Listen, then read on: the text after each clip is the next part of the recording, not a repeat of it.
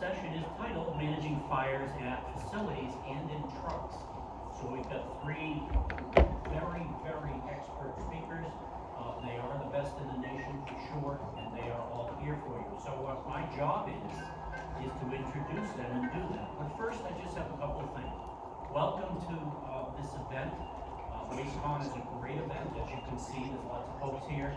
If you have questions about anything at any time, ask people that are around you. I'm sure they can come up with answers. We really appreciate that. We're going to give each presenter about 10 minutes. There will be time for questions at the end. I think what we've agreed on is there'll be 1 or 2 questions after each session, but then we will kind of slow down on that, let the next speaker speak, and then we can finish the presentation with the speakers. I would love to thank the sponsors for this particular presentations that we're doing. WSP Boulder, Peterbilt, and AMCS. Thank you very much. If you're in the crowd, and if you're not, please go let me get thank them. We very much appreciate that. So here's who we have for speakers today. We have Ryan Fogelman, and he is the Vice President of Fire Protection Solutions at Fire Rover.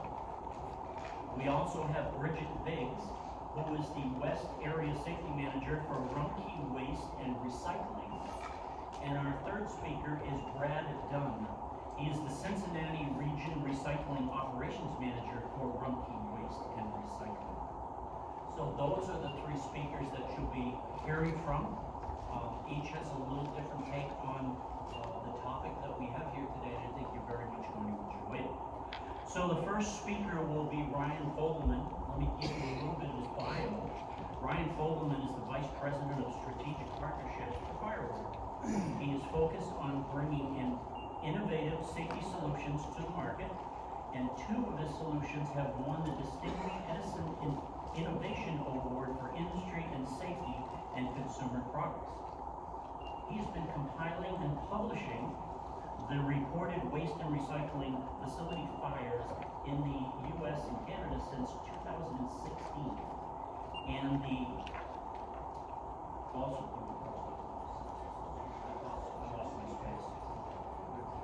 and industrial. Additionally, Fogelman is on the National Fire Protection Association Technical Committee for Hazardous Materials. So without further ado, it is a great pleasure to introduce Ryan Fogelman. I've done that a number of times now, so it's always good when he forgets my first name. And it's an industrial, like I to us, and we're working on industrial protection for fire erosion consumer product, which is a rubber safety group. But so I've been in the industry since about 2015. I do the annual report, so I started putting together the numbers years ago. It's a pretty intensive annual report, and I'll hit a high level of what's going on this year. I'm not going to get into all the details. Again, we have 11 minutes. I talk fast anyways, but I do have some videos, and I want to make sure that that we get to a lot of the information. But there is a QR code. If you've got to it, it goes to my LinkedIn. I have a newsletter that has about 5,000 people, and then I do an editorial, and then I send out the annual report and other things that go with fire and waste and recycling industry. So this year has been a pretty interesting year for us. It is the worst year for reported waste and recycling facility fires in the U.S. and Canada since I began reporting in 2016. So I do this every month. I only look at publicly reported fires. As you can imagine, I know about a lot of fires. Just being a fire rover, I'll get involved. But I only use the reported fires, and these are in any sort of waste recycling occupancy. So they do include rubber, hazard materials, MSW, scrap, e-scrap, and others. So this year we were trending up until November. We were trending at 420 fires, which right now we're trending at about 392 for the year. If you see in 2018, that was really the year that we saw lithium-ion batteries hit the total global waste recycling industry, where we saw all these fires. In 19 and 20, it went down a little bit. We also had COVID in there. And then last year and this year, there's, depending on what numbers you use, EREP has a number, but if you look at it, it's about 4,000 to 6,000 waste and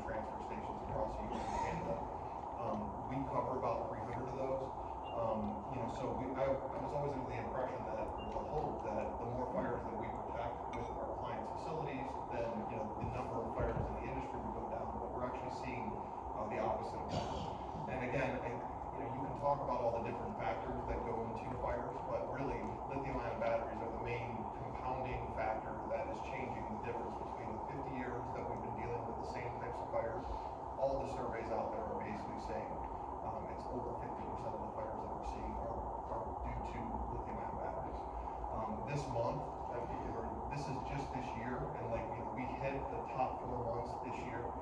And also, so 7 of the, the months until October, and actually, believe it or not, November, the number was down, which was great.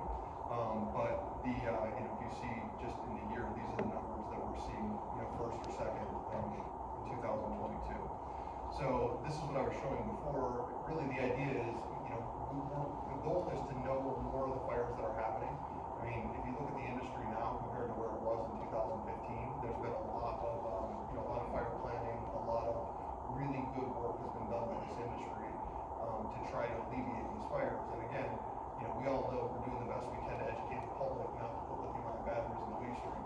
Unfortunately, that takes a long time. I mean, I have a TikTok account for Fire Rover where literally all I do is try to explain to 8 to 12-year-olds that you really shouldn't throw lithium-ion batteries in the waste stream. So I assume that everybody's dealing with this at every corner.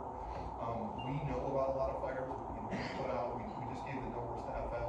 In the last 6 months, we had over 750 fire events were responded to. In the last 8 years, we've only had 20 where we needed more than 1,000 gallons of water and an environmentally friendly encapsulator agent to put those fires out. So we always call the fire department, do everything that we can to try to help, but at the same time, we've got a pretty successful run when you're looking especially at the amount of material and the amount of downtime that we've had with customers. We have a front row seat, so we know all that data. So when you're looking at it, there's publicly reported fires, and then there's fires that we know about. The goal is that the publicly reported fires are going to go down, and then the known fire incidents will go up.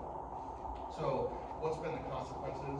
I mean, really, the biggest issue that we've all learned is that there is an inherent risk of fire in waste and recycling, scrap metal, e-scrap, right? So, once people accept that, then now it's time to solve the problem. And again, in the beginning, it was a harder thing to say, hey, we have an inherent risk of fire the same way that a refinery has an inherent risk of fire. There's a lot of occupancies out there that have an inherent risk of fire. The question really for us is the severity of fires, right? Because if you can catch a fire early and you put it out, then it's not really a fire event. Now, yes, it's a fire event technically, and we have fire marshals and we have fire engineers here. They're all going to say, yes, that's a fire event. There's times that we catch fires before there's an actual flame from a preemptive maintenance perspective. In scrap metal, we can catch ASR piles before they actually flame. So was that a fire? Was it not a fire? And, everyone has an opinion, but in reality, the severity of the fire is the problem. And length of disruption is really your downtime. So this is from the WISH standards, where at WISH in Europe, they basically have said that if they have a fire event out within 4 hours, then that's considered a successful fire event. We look at it at Fire Rover and basically say that if it's not out in 10 minutes, then there's something that we could have either done better, or next time we have to learn from it to try to have the fire out. That's another thing we call the fire department. We're trying to call that fire department as early in the process as possible. So really the cost, if you look at the cost from the numbers that we extrapolated them, it's $1 billion a year that the insurance companies and that the operators, and again, I say the operators are victims. I'm always constantly fighting with, the manufacturers, and I'm kind of the only one going out there and saying it, because really at the end of the day, it's, I'm in a position where I can. But in reality, the manufacturers aren't doing anything wrong. They're giving us all the power that we need in these batteries, but in reality, they're getting in the waste stream, and someone should be paying for the amount of issues and fires and damages that are happening. On top of that, the fire professionals, there's 1.2 million fire professionals in the U.S. and Canada. 700,000 of them are they're volunteers. So, and none of them have enough training and equipment, right? So in reality, you're really left to fight your own fires, and having a fire brigade is a liability all in itself. So again, when we look at severity of fires, normally there are deaths and injuries, but most of these injuries are actually to firefighters. So these numbers are from last year, but basically we have about 2 to 3 deaths a year that are indirectly or directly attributed to these fires. So the solution, really the idea again is you need to have the best operators, right? Best operators, in the old days everyone would say good operators have no fires, bad operators have fires. In reality it is good operators have less fires, bad operators have more fires. And again, the professional response, you need to do everything that you can to ensure that you're working with the fire department. But really, the real opportunity is the internal response and how fast you can work those. So for us, it's do not have a major fire incident. we can catch fires at incipient stage. We try to set the tripwire early in the process as possible. So there are times we catch fires or heat abnormalities that are going to turn into a fire. We'll shut down a conveyor system, we'll shut down a meter and drum, we'll shut down, or we'll spray a hotspot. But really, what we use is a combination of thermal, smoke analytics, and flash analytics, and really AI system. So, and again, this is always the fun of the 10 minutes. And again, a ton of videos, and I have a ton of information, but it takes a long time. But we have 350 locations in the U.S., Canada, Australia, UK, and France. Really different. I mean, I always tell people we're not an AI system, but we have AI built in, right? So the AI systems are a little different than what we do. What the difference between an AI system and ours is that the AI system will see it, but they have to set their temperature gauges high enough that they're not getting the lung fatigue. For us, we're okay with lung fatigue because we have enough of our solutions built around it. And again, we have a box that sits on site. I'll kind of walk through. There's like 5 different solutions, right? We have early detection. We have a mobile on-watch unit, which I'll show you on here. Basically, the on-watch unit was developed for landfills. It's a solar unit. It sits about 350 feet from the landfill facing, and it will literally move around. This unit is solar powered, wind powered. It can sit, it's got 7 days of power backup, and we'll do early detection, verification, and dispatch for landfills. But again, oh wow, there you go. So here's an example of how it works, right? So we see an abnormality, we look at it, we verify, and again, this is a hazard material facility that we do. It's a pit, but again, we look at it. We actually have a human being who looks, operates, and again, the human being does more than just spraying the fire. They spray the collateral assets. We do a ton of lithium-ion battery operations. We're in 9 of the top 10 waste and recycling companies. We're in a few of the large automotive companies, and we're really focused on not just putting a fire out, because if you have a battery, you want to soak it, right? If you have lithium-ion, or if you have car batteries that are on a pallet, that thing goes off. All you're doing, you're not putting that fire out, right? All you're doing is containing the damage, and you're spraying everything around it to make sure that nothing else burns. So, it's a lot of really thinking and firefighting remotely, right? Versus just automatically looking, verifying, seeing something and spraying. We also make sure we don't hit people. But a lot of times this is really what we're doing. We're doing a lithium-ion battery fire. We see it, we pop it, we hit it. It's 10 seconds, it's done, and we move on to the next thing. So at that point, let me see if there's anything really fun. This is a continuous flow solution, which this will be the last thing I can talk about. Basically, a continuous flow solution, we actually run it off of a piping system. So it's really laying our system over, and we're doing a lot of industrial. We're doing a ton of the new builds that are going out. We're putting these in instead of actually doing supplemental, and we can actually be the primary for it. So with that, I'll let Rumpke go, but I will, if you do want, feel free to link it with me. I'm happy to share videos with you.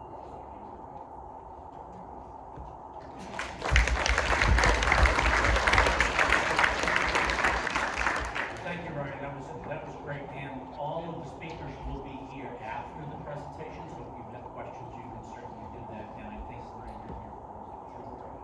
So Ryan will be here. So before I introduce the next speaker, I just need to make one announcement. In the ladies' room here, there was a ring found. So if you're missing a ring, it is at the registration table. Okay, so that might be jumping off, so maybe we don't have a winner. Okay. All right, let's talk about the next speaker that's coming up. So the next great speaker is Bridget Biggs. Bridget Biggs is the West Area Safety Manager for Rumpke Waste and Recycling. In her role, she leads a team of professionals dedicated to ensuring compliance, personnel training, facility safety standards, and instilling a safety culture for the family-owned waste and recycling company. With nearly 15 years of experience in the solid waste industry, she maintains OSHA and DOT compliance with federal, state, and local regulations at Rumpke locations in Indiana, Kentucky, and Western Ohio. In addition to her responsibilities with Rumpke and NWRA, Bridget is a board member for the Hamilton, Ohio Safety Council, member of Women in Safety and the National Safety Council. So without further ado, let's introduce Bridget. And here we are. We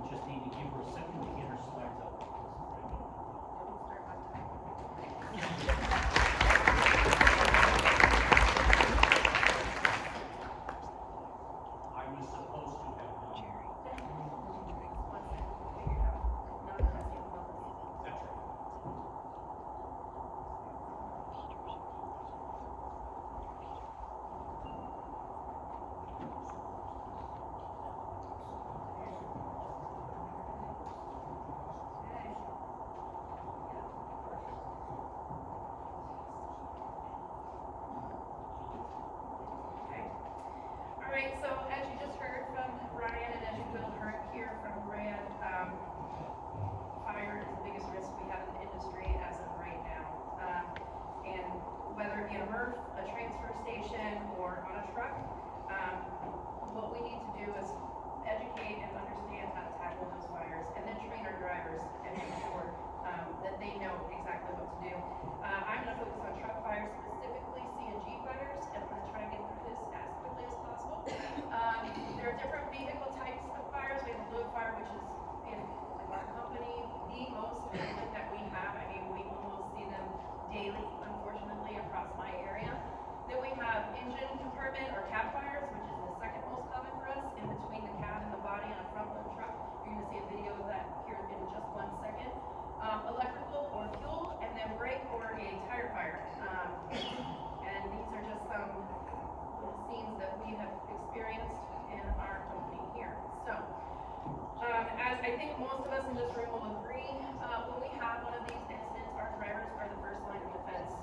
Aside from the emergency personnel that respond to the scene, the drivers are quite likely the most important people there to help us. So what do they need to do? They need to recognize the fire situation. We have to train them. What do you see? What do you smell? Is there smoke? Is there something in the container before you dump it? Make them aware of their surroundings. Then we need them to dump the load if it's on fire. This is extremely important. This is something that we preach again with those load fires, is if we have a load fire and you are able to dump the load and keep the truck safe as well as yourself in the surrounding area. What they need to do is find a hard surface with no overhead obstructions or close to structures. So what you're going to see here shortly, and I know you don't want to hear me ramble on, so I did throw some videos in there to make it a little more interesting. But you'll see that we encounter overhead obstructions, that there's the magnitude, the weight of the responsibility that we put on our drivers when they get in a situation like this is incredible. Just right here, I was doing some research, and I came across this article where it says garbage truck drivers charged in California, here in California, in a fire that killed 2, and he just chose the wrong place to dump his load. He dumped it on the side of the highway. This occurred in 2019. It killed 2 people and destroyed more than 1,000 acres of vegetation. So he was charged with 2 counts of involuntary manslaughter and unlawfully causing a fire that could cause great bodily harm. And if convicted on all counts, he's looking at about 13 years in prison. So what he did was, there was warnings out about dry and windy weather conditions. He noticed that he had a fire. Again, the weight of the responsibility, trying to remain calm, went onto the side of the road. It was just a field right there. Actually, there were 2 passerbys that were driving commercial motor vehicles. One was a Frito-Lay truck. Warned him not to dump the load, but he went ahead and dumped the load anyway. And then, we have this situation right here. So once we are able to dump the load, we want to pull the truck away from the load. You're going to see a video of that here shortly. Set the parking brakes, secure the fuel source, and notify first responders that you're dealing with a CNG truck. That's the most important.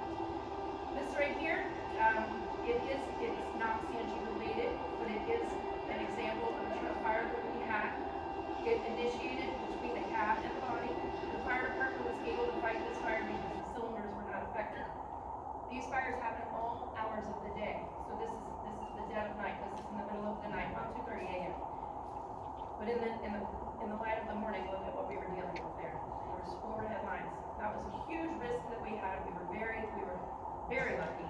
But what we ask our drivers, and we try to debrief in situations like this, is when you're turning into a place like that, look, have your headlights are on. We understand it's dark, but do your best to find any area that doesn't have no gas stations, no electric lines, anything of this sort. So we were lucky here.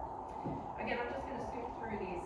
So we know we have a CNG truck. What do we need to look at? This is the marking that everyone should be looking for in the event of a CNG truck. If the driver is not able to notify emergency personnel, hey, I'm operating a CNG vehicle, this is what you should look for. It may or may not be on all sides of the trucks. We're doing our best to label the trucks and make the labels bigger because sometimes they're very small.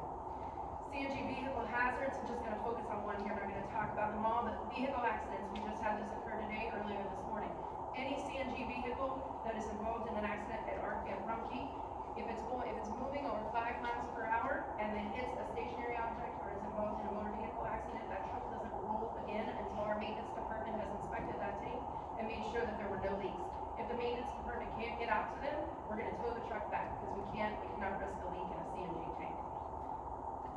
little bit, I'm gonna zoom through this just a little bit on CNG cylinders. This is what this is what they're looking like encased in the cabinet. Obviously, they have to be manufactured to certain specifications. And this is what they look like after an incident. And this is specifically from the Indianapolis incident in 2015 that I'll talk briefly about here shortly.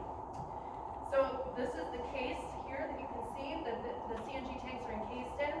It's important to note where the shutoff valves are. We train our maintenance team in case if this truck were involved in an accident and the team needed to come out and there was a leak, they need to know where to shut that valve off. Now let's talk pressure relief, PRDs, pressure relief devices. These are what are important in the event of a CNG fire. So the PRD is set to release at 219 degrees. Now, when we have a CNG truck fire, the gas needs to vent. The PRD needs to get to a specific degree, and then it vents nominally at 3,600 PSI or more. So you're going to see in a little bit how catastrophic it may appear when the gas is venting from the PRD. Vehicle damage and position may modify the venting gas direction. So wherever the tanks are located, and this is extremely important for a driver to be able to talk to emergency personnel, if the tanks are located in the back of the truck, then odds are that the flames and the gas is going to vent up into the back or upstream. It can vent to the side. In older model trucks, I don't think we have any anymore. We did have 2 roll-off trucks where the gas vented to the ground, which presented a significantly higher risk for emergency responders when they're trying to fight the fire. So, and then venting gas may ignite and become a jet fire and reignite several times. You're going to see that here in just one moment. I think everyone is familiar with this incident. This is when CNG was very new to the industry and we didn't know much about it. This is the Indianapolis incident where the driver called 911, reported a fire. The driver informed the crew that their gas tanks were on top of the truck. The fire department used a hose line to cool and extinguish the fire. Now we can only assume is what happened is water got on these cylinders. They cooled them down. They weren't able to get to the degree to let that gas vent off. And we had a catastrophic explosion and it sent several of the 5 tanks in various directions. Shrapnel in a 360-degree direction. We had 1 firefighter that was injured, and 1 tank traveled nearly a quarter mile to land in front of a nearby school. Another similar incident, this was just in 2021, so I was surprised at all the education that's been out there that this happened here in Temecula. We had 13 people injured, 12 of those were firefighters. CNG truck caught fire, resulting in 13 people being treated. According to the news articles, while the crews were fighting the flames, a propane tank on the vehicle exploded, injuring 12 firefighters and a bystander. Although we don't know for sure, it appears that the responding department sprayed water directly onto the cylinder, unaware of the safety features of a CNG vehicle. Never spray water on the cylinders. That's one thing that we preach for that. Had to argue with a chief on scene because he wanted firefighters, they want to put water in the fire. So here's just a quick video of one of our drivers. It's a situation. Our driver did everything right. It's an example of one of those dreaded lithium-ion batteries inside of a Dyson vacuum that was tossed out.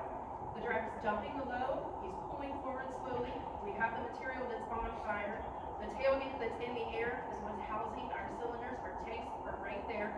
So even though the driver isn't able to get all of the material out of the truck, those firefighters can go ahead and fight that fire that's in the truck because those cylinders aren't at risk.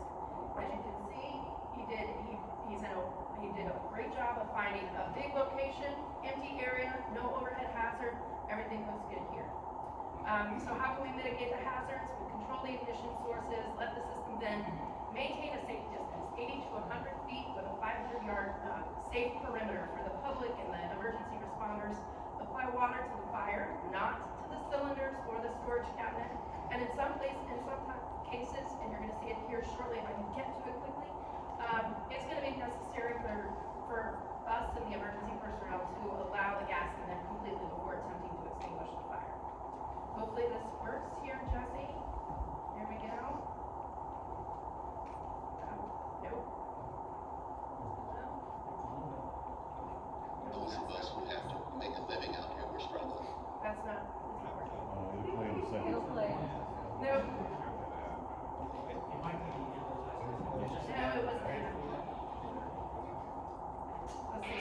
All right, so this was a fire that I was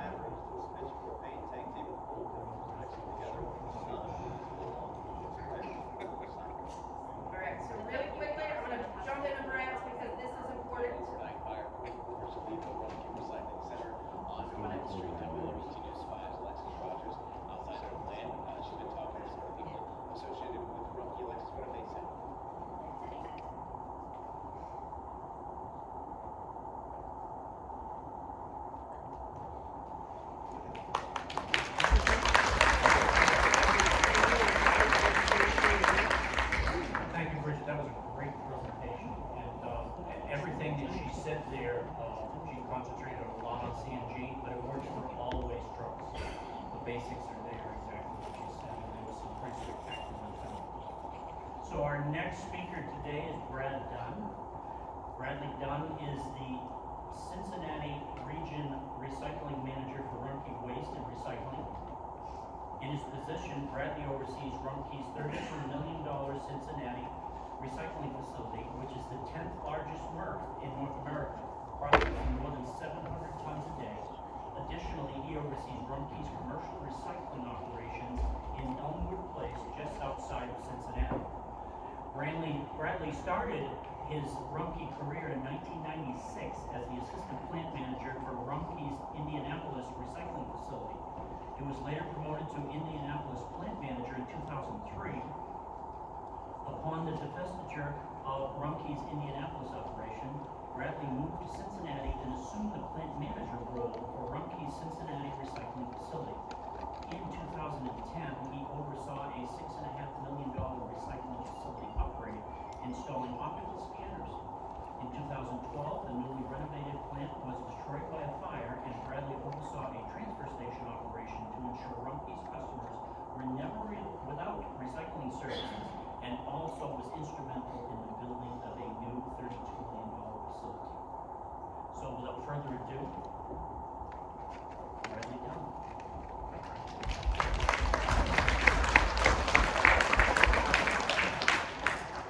Hi, good afternoon, everybody. Hope we're enjoying the conference. I'm not much of public speaking, but a friend of mine once told me that public speaking is a lot like going to a new beach for the first time. It's only hard for about a minute. All right, there we go. There's your icebreaker. Let's get into this. We got to move pretty quick because, of course, we don't have a ton of time. You can use that joke. Just get on LinkedIn and send me $10 if you don't want it. There we go. I'm going to take you back in time a little bit. I'm going to talk fast so we can get through it. April 10th of 2012. That's when our facility got destroyed. It was basically a newly remodeled $6.5 million upgrade, which we talked about. There was a 4-alarm fire, burned for 26 hours. The cause is still unknown. We think it was some sort of chemical reaction. Back in those days, lithium-ion batteries weren't really a big deal. There's more cool chemicals and things of that nature. So during the 18 months that we did our rebuild, the first 6 months we basically did some research on picking a vendor for our new equipment. And we also spent about a year in construction once we did that. And for those 18 months, we also had to divert all of our material to different locations for processing. One thing I'm truly proud of with us is we had that fire. We did not miss a single collection the following day. Came up with a plan, the Rumpke team came together and just killed it. So, 18 months later, we're here we are in October of 2013 with our new facility, right? So 100,000 square foot, it was the first time we ever had an opportunity to design a system and then put a building around it. Typically we buy old buildings and try to fit them in and get all snafu and weird.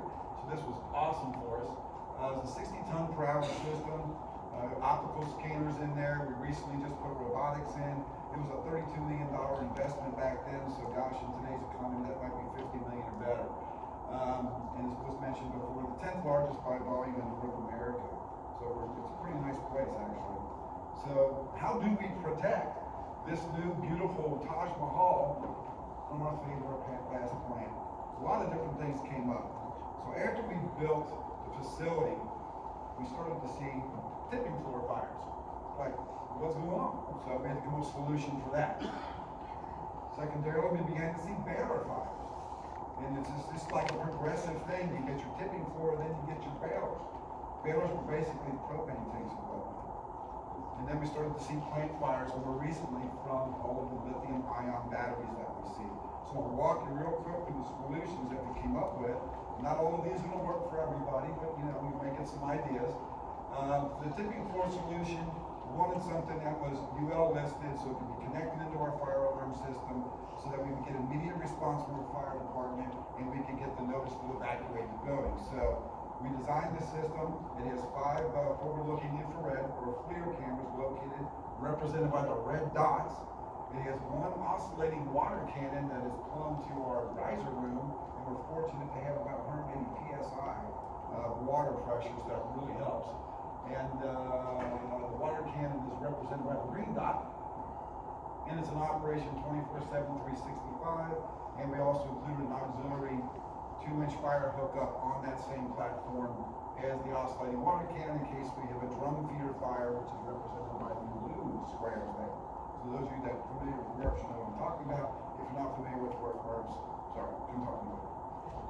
So here's a quick video, and it's going to seem like it's going to take forever, but this is the water cannon test that we did before we brought it online. We literally lit a pan fire, that's a skillet with a little bit of gas in it. You see the fire department's already there because it was a test. The alarm immediately engages. It's dialing out to our fire department. They're en route. Wow, they got there so fast. We're over here. It was a test. So there's a built-in 15-second delay for the water to reach the riser room to the water cannon, and then we built in another 30-second delay to enable anybody on the tipping floor to evacuate. Okay, so this is all going on. I swear this is only less than a minute video. We got to see this forever. Looking at a fire on the tipping floor face forever. Isn't that neat? But anyway, this thing's going to start spraying momentarily. It's going to immediately put out the fire. And then it's going to begin oscillating towards us. The whole path of this thing oscillating back and forth is about 3.5, 4 minutes. And it is just fully autonomous. It'll do its thing for us. This has been discharged about 6 or 8 times since we've had it over the last 5 or 6 years. It's performed admirably every time. So battery fire solution. Get into that real quickly. We chose a 60-gallon foam suppression system for this. It minimizes the possibility of water-related damages to our equipment. If you're familiar with industrial batteries, we have 2 of them, about $1 million a piece. We don't want to lose them. So this is a really good solution. It's probably the best solution we've found. It's a fully self-contained unit. Minimal training and maintenance is required for this thing. It just does its job and it works great. It can be used in any environment. There's a cold water mix for it, for the additive for the foam, and it smothers the fire quickly and effectively. And as you can see from the picture on the right, you can actually be quite a distance away from the machine and still put this fire out. It has worked perfectly every single time. We've discharged it 11 times.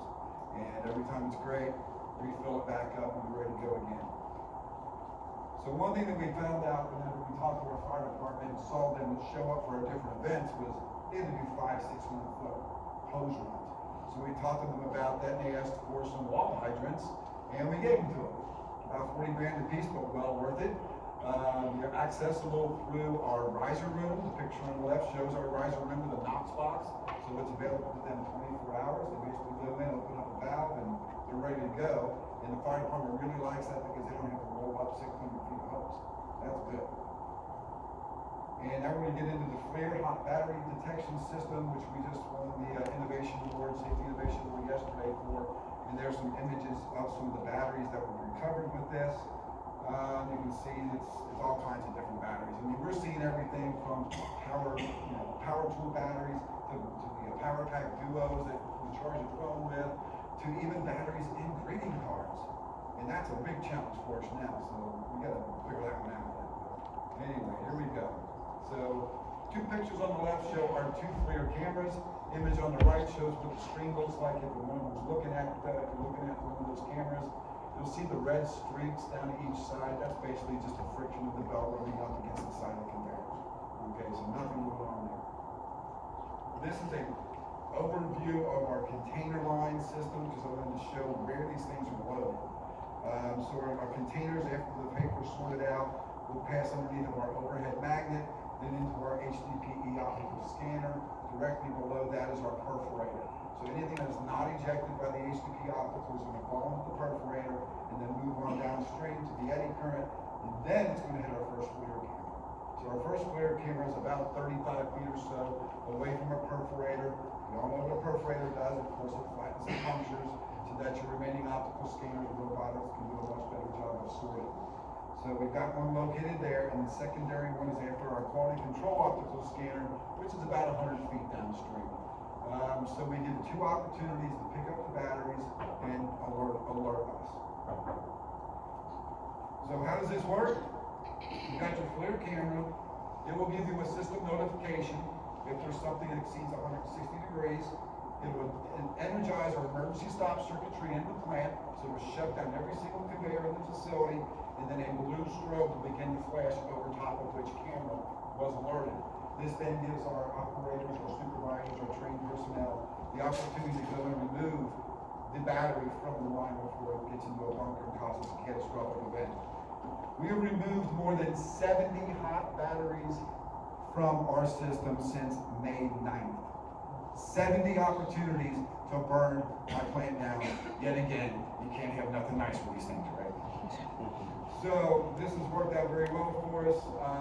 Real quickly, I want to throw out some special thanks to our St. Bernard Fire Department. They do a great job. We work with them, they train with us, we train with them.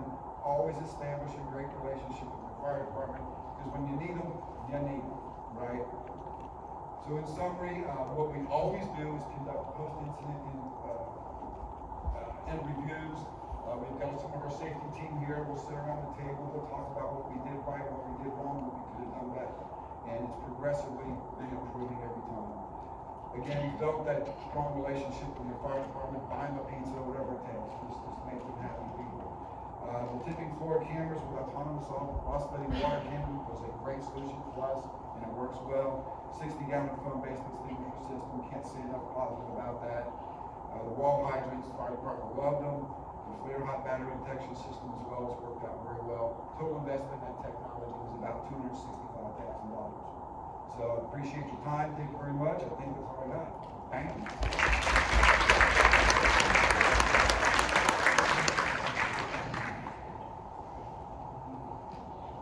Okay, thank you very much.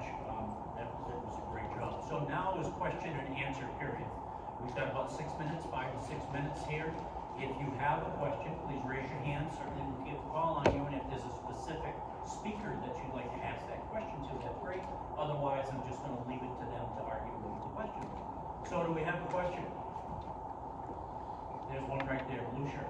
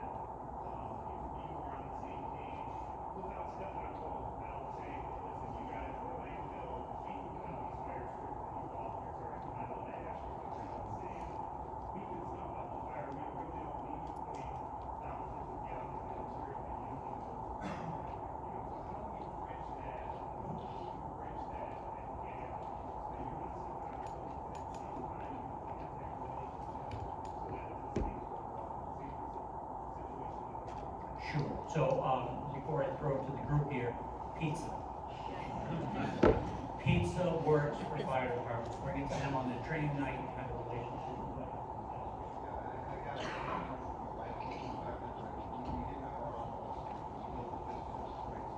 Basically, the idea is that, again, the threat after you get they're in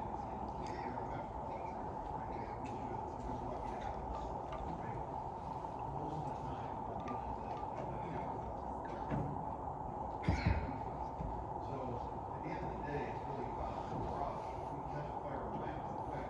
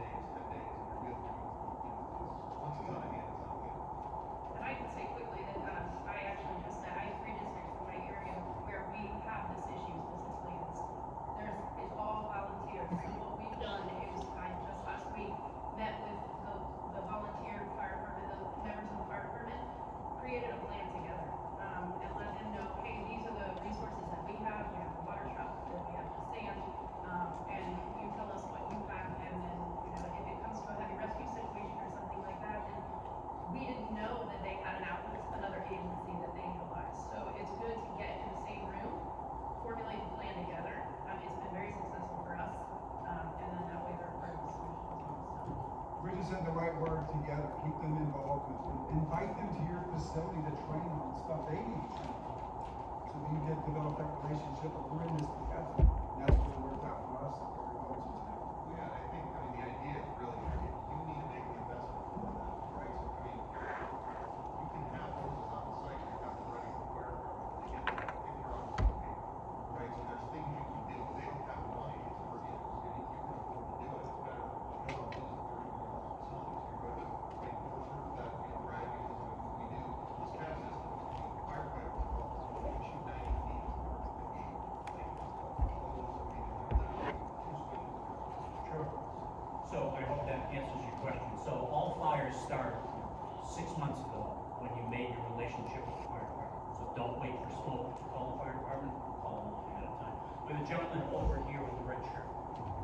Yes, sir. Yeah, so this is kind of a chime in. So I'm a retired military fire chief, right? Newer to the waste management industry, but what I was going to say, kind of chiming into both sides of their points and to the question back here. What we call is pre-incident planning, right? So making that mutual aid agreement with your local fire departments, because new things are coming in all the time, whether it's lithium-ion batteries, hazardous waste storage, chemicals. So letting them know what you guys have at your facilities. And if your jurisdiction is that volunteer base, right? Sharing those outline resources so they can pre-plan your locations to know what they have available when they're on site, so they can train accordingly to what locations are the high-risk areas. So if they're coming in blind to your locations, it's not going to be beneficial to your multi-million-dollar facility or to their apparatuses and also firefighter life. So that pre-incident planning, that co-joint, and pizza is a very solutionable item, right? So having that conversation, having an hour or two powwow, walking the sites, pre-planning the hose adapters and the carts and things of that nature when they get their vehicles in is very, very critical to the safety and fire safety of your locations. Thank you very much. He's exactly right. So what do we have for other questions? The speakers did a great job. Yes, sir. Somewhat specific question, but any reason why you put the flare cameras so far downstream? Yeah, we want to give the batteries a time to react. A lot of times it may be 10, 15 seconds before they reach temperature. That's why we have 2 of them in there. You got the first one about 35 feet or so, the next one about 100 feet. And I believe we hit about an even split on when the battery was detected or it's closer or further away. So it's just, if I could put a 3rd one in there, if there's another place to do it, I would do that as well. That's what I'm saying, we have some sites that we have 7, we have some we have 5, I mean, it just depends on where you are. It's definitely, I mean, most firms don't have that contact. And it works. 70 fires did not happen from him since May 9th, those things section. That's pretty outrageous, right? Only one of those has to happen. Yes, sir. Sure.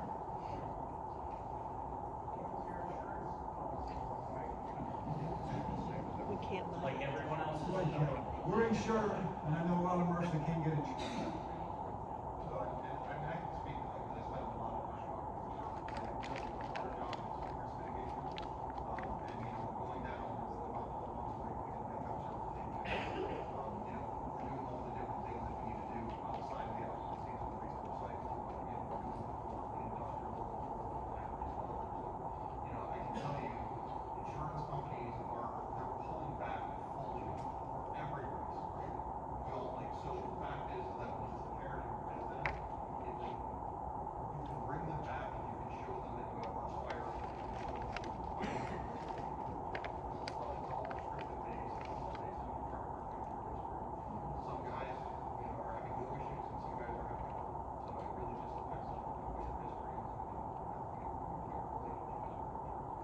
Okay, we have one more question, 2 more questions because you're being hand up, but he has to go first, then you, and then the speakers will stay here, and please bring your questions to them. We're just going to have to move along with the presentation. Yes, sir.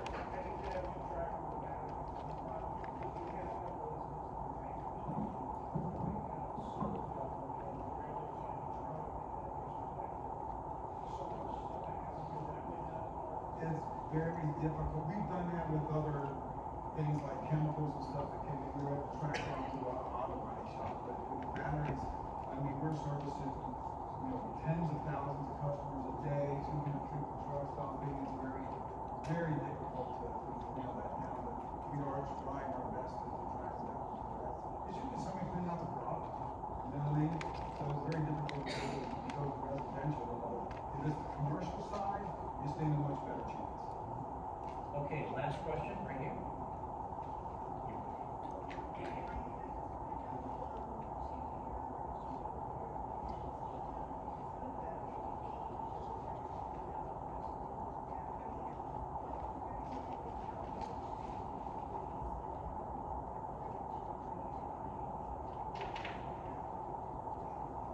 Again, I think it's getting on the level, right? Again, like, I have no reason besides the fact that, like, I just fix the problem and try to fix it, right? So, with that being said, it's like, if you go to TikTok, that's where they are, right? So I'm fortunate to be in other businesses that, really do focus on that market. So I created a fire rover TikTok account. There's millions and millions of views. I'm getting guys who are like, hey, I'm throwing the ocean, hey, I do this, but you interact with them and you basically get them to understand, like, this is the result of what you're doing, right? It's your behavior that's causing this. And again, like, you can look at it, sometimes I'm smart ass, sometimes I'm nice, sometimes I'm educational, but at the end of the day, they all get it, right? And that's where it's like, if you don't get to their level, there's no way that you're gonna ever be able to change this. And again, we all know that it's gonna take 30 years to get this, to really educate people. I mean, one of the things that you did, and I heard about this in the past, you guys did postcards to certain streets. So I'm like, there is targeting that can be done. And again, it is one of those things that's a huge problem. So that's where, from my perspective, the money's better spent on the firefighters and the operators and the insurance companies to really make sure that, like, that's where the help is needed and that's where the money comes from, right? Okay, I have to wrap it up unfortunately because the room is rented next. So, please, the speakers will be here. If they're still here when the room fills up for the next session, they'll be right outside in the hallway. Thank you so much for coming. We really appreciate it. Thank you.